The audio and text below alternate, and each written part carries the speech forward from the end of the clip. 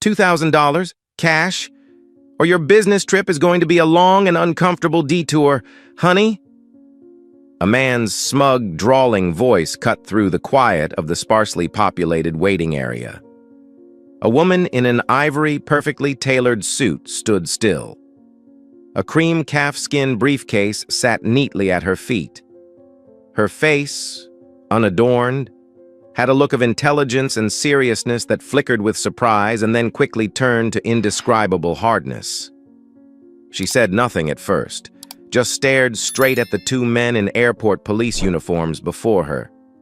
One was older, pot-bellied, his badge reading Harris. The other was younger, somewhat uncomfortable, his badge reading Miller. Harris smelled of stale coffee and cigarettes. He smirked, his eyes sweeping her from head to toe. "What? Has the cat eaten your tongue? Or do you think this fancy suit will make us ignore it?" "Who is she? Why are two police officers targeting her? Is this a terrible mistake or a blatant blackmail scheme? And more importantly, what will she do? Let's find out." The woman, Evelyn Hayes, had just stepped out of the security gate at Liberty International Airport. A typical Tuesday morning, the air brisk but orderly. She was heading toward the business lounge, her mind focused on an important meeting in Washington, D.C. later that afternoon. Her schedule was tight, every minute calculated. The phone in her purse vibrated, a reminder from her assistant about a document to review during the flight. She nodded to herself, her steps quick but still deliberate. Not far away, near a closed information booth, Officer Dave Harris elbowed Officer Ben Miller in the ribs.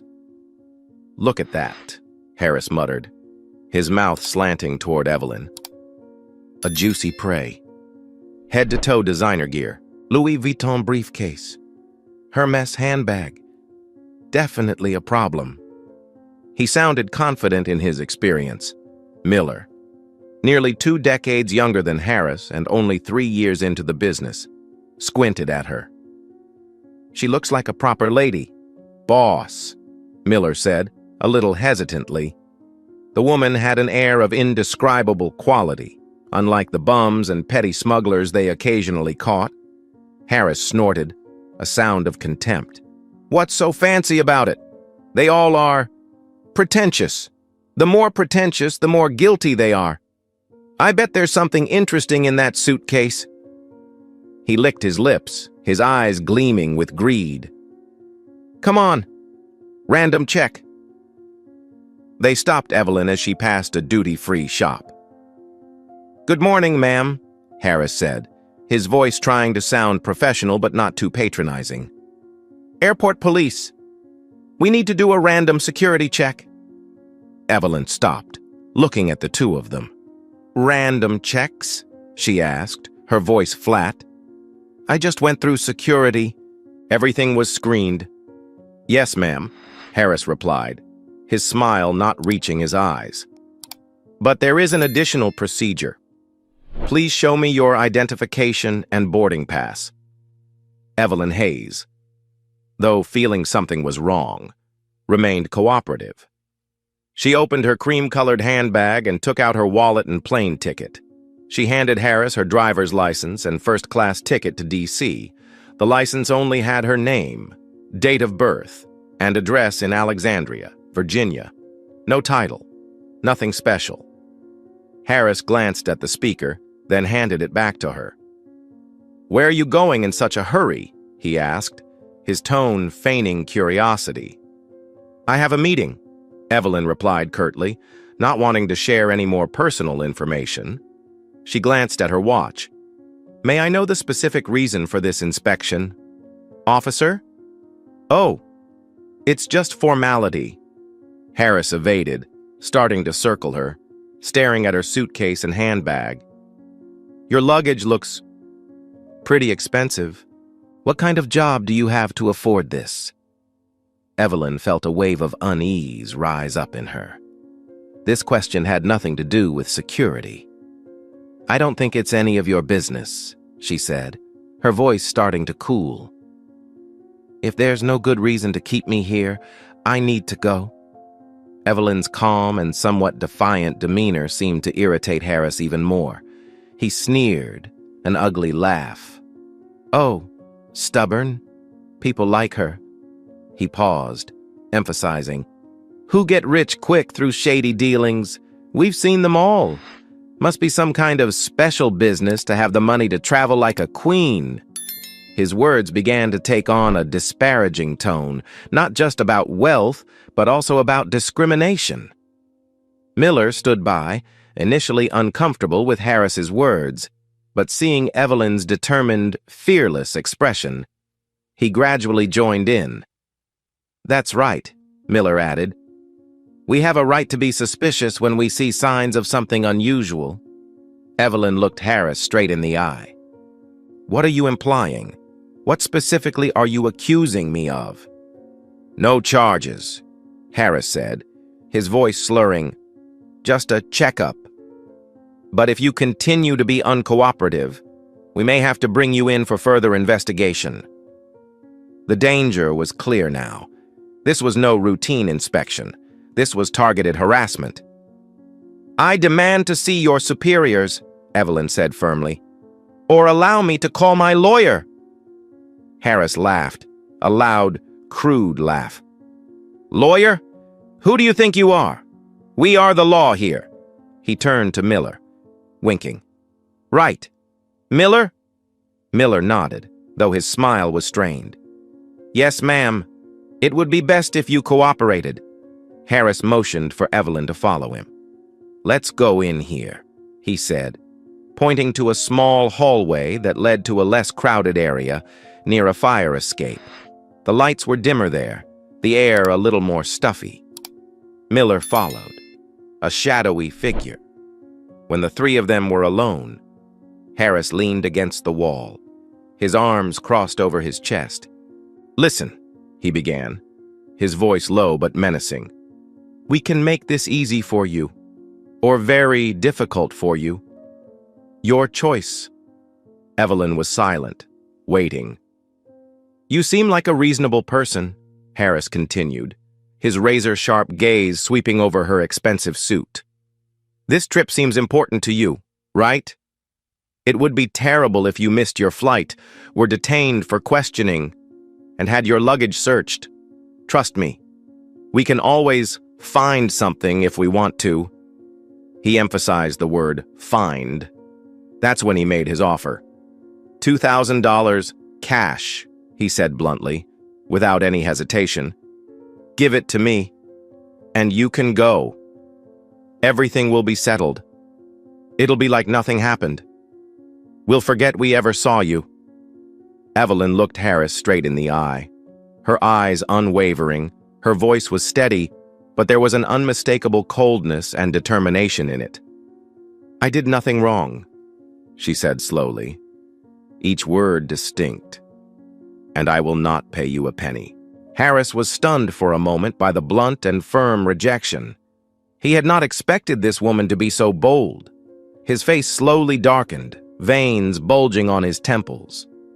You're stubborn, aren't you? He hissed, the word she naturally turning into you. Fine, let's see how long you can last. He turned to Miller and nodded.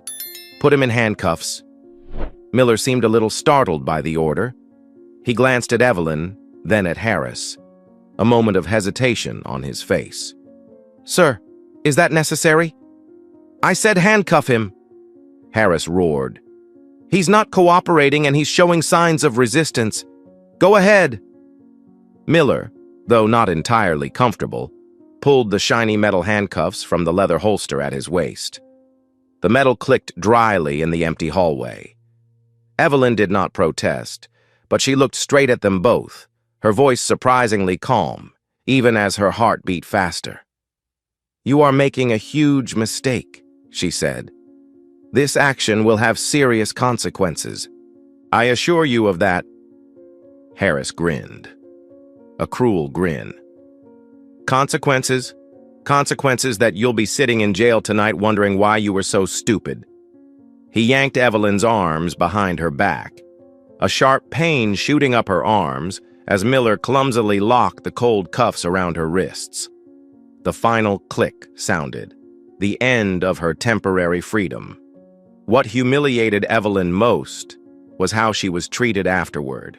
Instead of taking her straight to security, Harris deliberately led her through the main waiting area, where many passengers were walking or waiting. He wanted to show off his achievement, wanted others to see a woman of color, well-dressed, being led away in handcuffs like a criminal. Evelyn felt curious, prying eyes, some pitying and some contemptuous, focused on her. Her cheeks burned, but she tried to keep her back straight, her head high.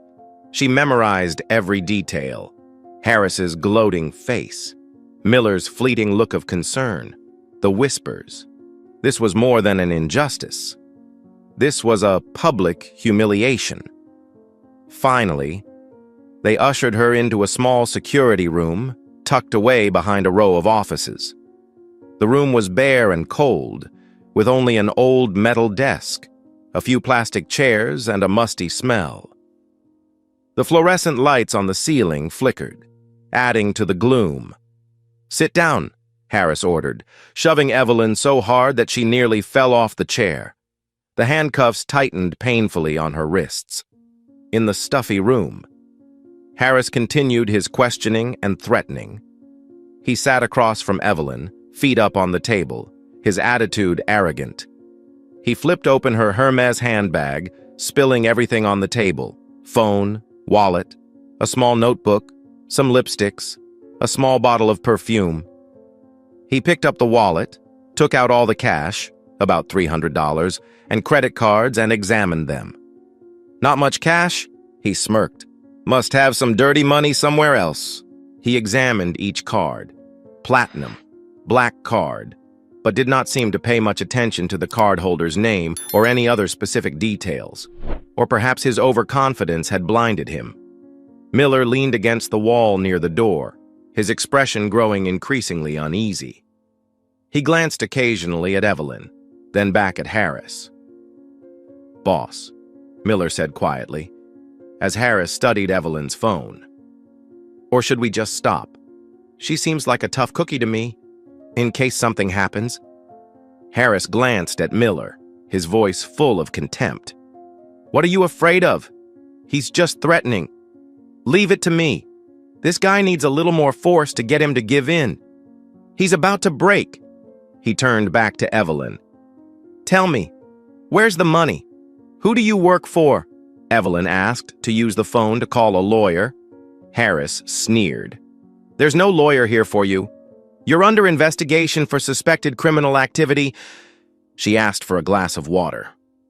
"You'll get it when you tell," Harris replied curtly. Time passed slowly.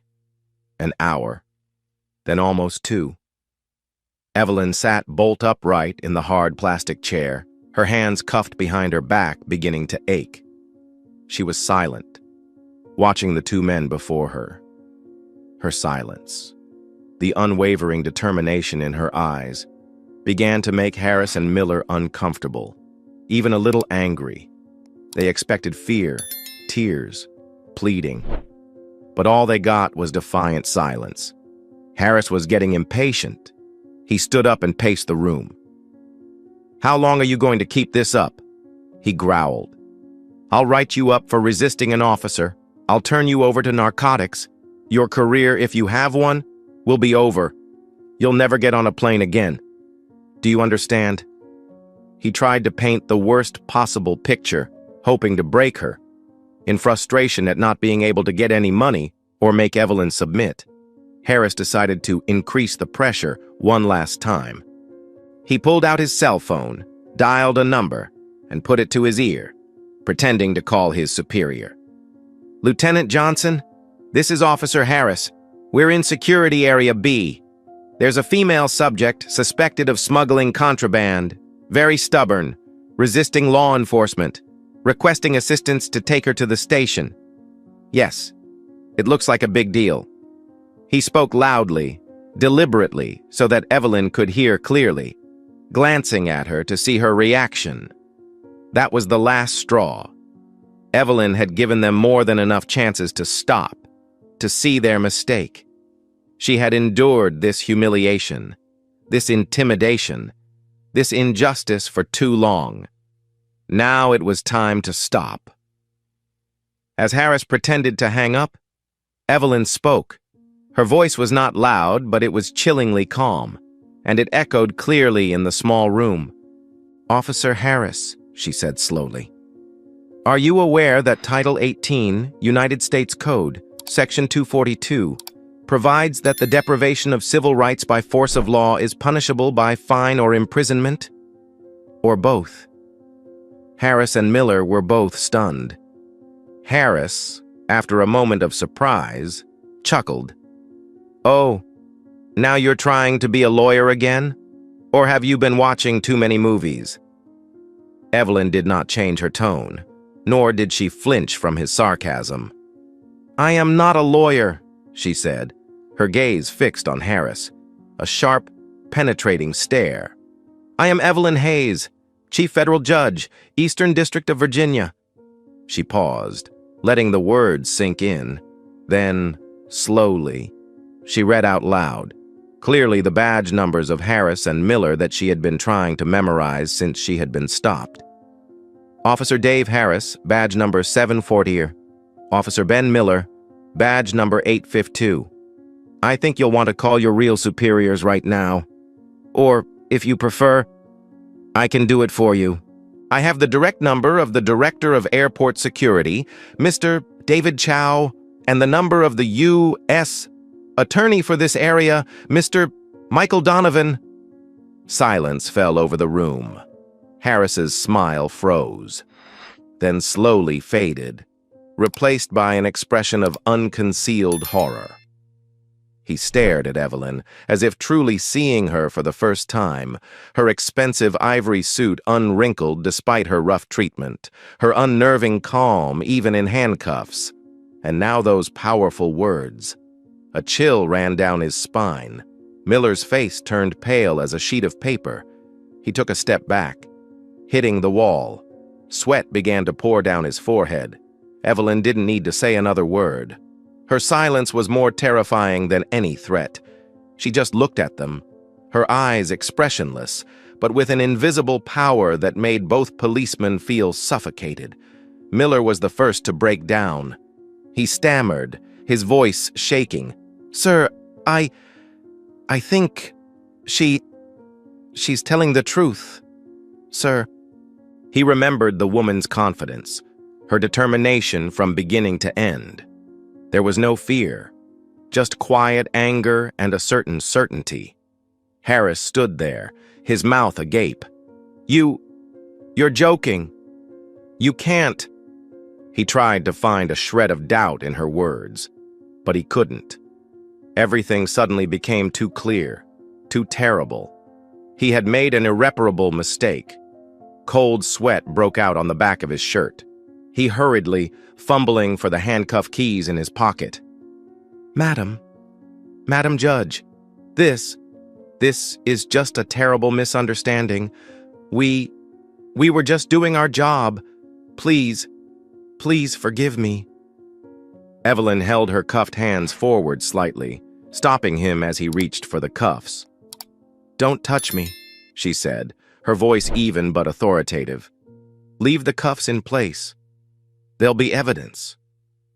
Harris stopped dead, the handcuff keys clattering to the floor.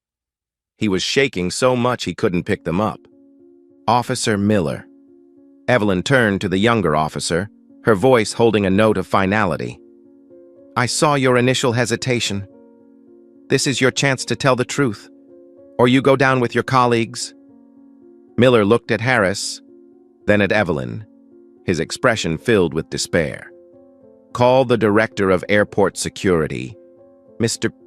Chow," Evelyn ordered, her voice no longer that of a woman being bullied, but that of someone accustomed to giving orders and being obeyed.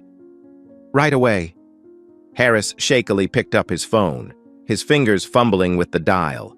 He stammered a report to the other end, trying to downplay the seriousness of the situation, but his voice betrayed his panic. "Sir, Director Chow, there's been a little misunderstanding. Insecurity beat with a passenger. Yes, sir. Less than 10 minutes later, the door to the security room swung open. The director of airport security, David Chow, a man in his 50s, his usually stern face now strained with tension, rushed into the room.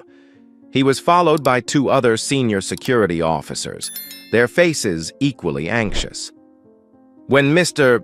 Chow's eyes fell on Evelyn Hayes, the woman in the white suit sitting in the chair, her hands cuffed behind her back, her face calm but her eyes steely. Mr. Chow's face drained of color. He knew Judge Hayes from several official city events. "Judge Hayes! My God!" he exclaimed, his voice filled with horror and disbelief. "What happened here?" Harris and Miller stood frozen, cold sweat pouring down their faces. They knew that their careers, even their freedom, had officially ended the moment Director Chow recognized the woman they had just tortured. Their worst nightmare was just beginning. Mr. Chow hurried over, intending to order one of his officers to uncuff Judge Hayes. "Judge, please excuse me. Let me... Leave it there. Mr. Chow?" Evelyn interrupted, her voice calm but heavy. "I want everything recorded as it happened. These handcuffs are part of the story." David Chow swallowed, sweat beading on his forehead. He understood the gravity of the situation immediately. This was more than just a false arrest. It was a public relations disaster and a potential legal scandal. "Of course, Your Honor," he replied, his voice full of guilt and concern. Evelyn Hayes, still handcuffed, was now in complete control of the situation.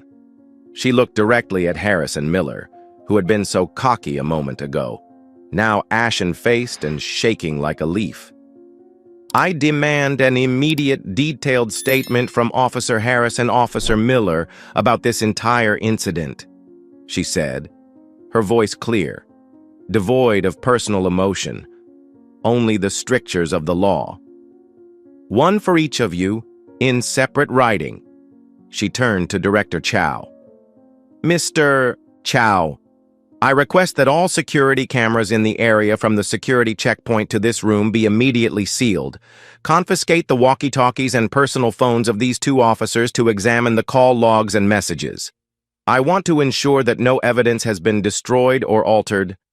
"Yes, Your Honor. It will be done at once," Mr. Chow replied, immediately signaling two officers to accompany him. "Mr.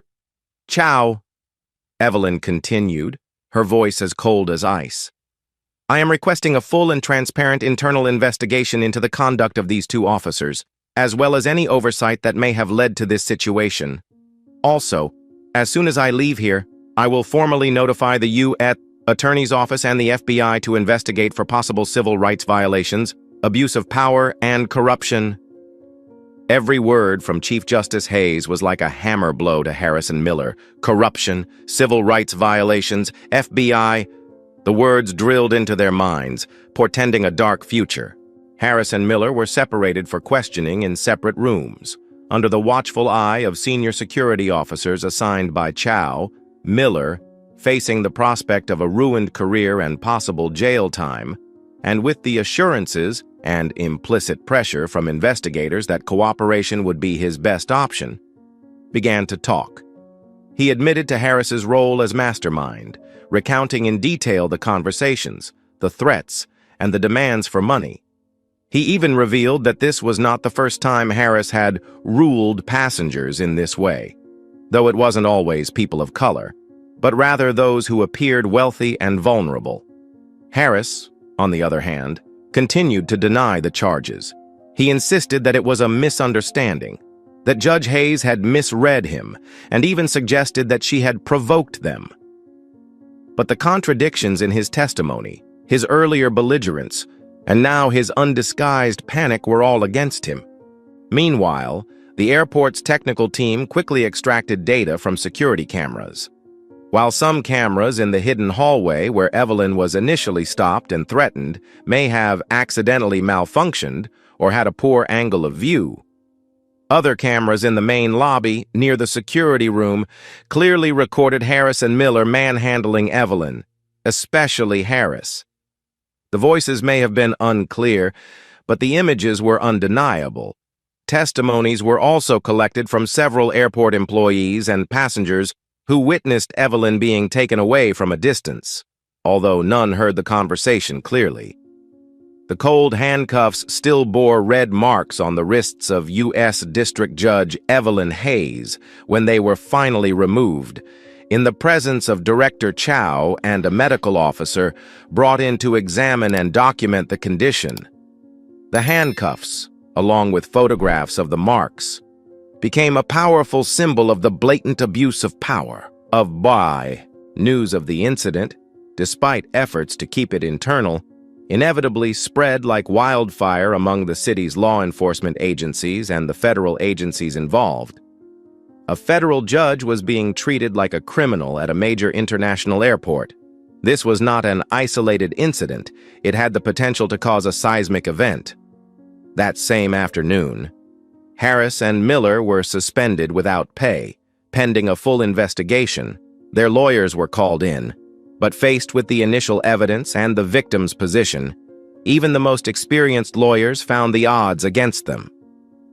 Evelyn Hayes, after completing the necessary procedures at the airport, including providing an official and detailed statement to the airport's internal investigation team and the first FBI agents on the scene, decided to continue her journey to Washington, D.C. Her flight was delayed for several hours, but she did not let this terrible incident completely derail her work. She was a professional, and her responsibilities as a federal judge could not be ignored. However, throughout the flight, her mind was constantly thinking about what had happened. This was not just a personal anger. Although the feeling of humiliation and injustice was still raw, Evelyn thought about how many others, people without status, without voice, without understanding the law like her, had suffered and were likely to suffer similar acts from abusers like Harris. How many had reluctantly paid money to be left alone? How many had been wronged and had no way to call for help? For Evelyn, this case was not just about her, but about the integrity of an entire system, about the public's trust in those entrusted with the duty of protecting the law. In the days and weeks that followed, Judge Hayes worked closely with investigators from the FBI and the U.S. Attorney's Office. She gave detailed, accurate testimony without embellishment or omission, without allowing her personal feelings to interfere with the facts. She rejected any belated apologies or attempts at internal settlement from the police union or individuals who wanted to save face for the airport and city police departments. For Evelyn, there was no settlement for such blatant corruption and abuse of power. There was only justice. The FBI and U.S. Attorney's Office investigation was swift and effective. With the eloquent and detailed testimony of a sitting U.S. judge, the imperfect but still compelling security camera footage of Harris and Miller's actions, and the belated but complete cooperation of Officer Miller, who realized he had no choice but to come forward in the hope of obtaining leniency, the case was firmly established.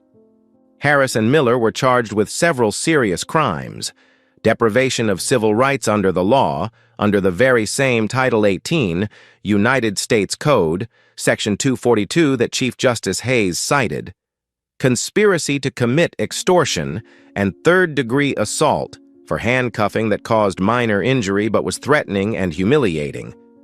The trial that followed a few months later attracted a great deal of media and public attention. Officer Ben Miller, through his attorney, reached a plea deal. He agreed to plead guilty to a number of lesser charges and to testify against Dave Harris in exchange for a reduced sentence. Miller's testimony in court, detailing Harris's scheme, his discriminatory and derogatory remarks, and his demands for money, became one of the most important pieces of evidence against Harris. Dave Harris, faced with overwhelming evidence from videotapes, accomplices, and the authoritative testimony of Judge Evelyn Hayes herself, and facing a potentially severe sentence if convicted on all counts by a jury, finally pleaded guilty to several major charges, including racketeering conspiracy and abuse of power. He hoped the guilty plea would help him avoid the maximum prison sentence. On the day of the verdict, the courtroom was packed. Chief Justice Evelyn Hayes was present, not sitting in the powerful chair of a judge, but sitting in the public gallery as an ordinary citizen, a victim who had courageously stood up to demand justice for herself and for others who may have been victims of similar acts. The presiding judge, after hearing the summary of the case and the closing arguments, rendered his verdict. Both Dave Harris and Ben Miller were immediately and permanently dismissed from the police force. Dave Harris, the mastermind who had demonstrated his stubbornness and clear racist attitude, was sentenced to 4 years in prison. Ben Miller, who had cooperated and played a less active role, received a 2-year suspended sentence and 3 years of probation, along with a requirement to attend ethics and behavioral management courses. When the verdict was announced, a hush fell over the courtroom. Evelyn Hayes showed no particular emotion, but inside, she felt a little relieved. Justice, though belated and fought for, had finally been served. The case of Judge Evelyn Hayes and 2 corrupt airport police officers has been a hot topic in the news for a long time. It has become a hot topic in newspapers and on television shows, sparking fierce debates about the need for police reform, about the accountability of those who wield public power, and especially about the problem of racism that still smolders, sometimes blatantly erupts, in public agencies. Many civil rights organizations have used the case as an example to push for changes in the hiring, training, and supervision of law enforcement. For Evelyn Hayes, the horrific experience was a painful but necessary reminder of the injustices that still exist in society, even for someone in a position as high as hers. If she, a federal judge, could be treated in this way, what would those less fortunate, those from less vocal minority communities, face? It only reinforced her determination to administer justice fairly, uncompromisingly, and to always stand up for what is right, protecting the rights of the most vulnerable. She knows that the fight for a more just society is still a long one, and that everyone in their place has a responsibility to contribute. The moral of this story is short but profound. With power comes responsibility. When power is abused, especially when it is motivated by greed and evil prejudices like racism, justice must speak, no matter who the opponent is or what uniform they wear. No uniform can cover up the truth or allow anyone to be above the law. And sometimes, all it takes is one brave person to stand up and the truth will be revealed and justice will be seen. What do you think of the sentences handed down to these 2 police officers? Does it serve as a deterrent to similar behavior in the future? If you were Chief Justice Hayes, would you have revealed your identity earlier, or was her handling of the situation reasonable and necessary? What thoughts or feelings does this story evoke in you about your belief in justice and the responsibility of those entrusted with the power to enforce the law?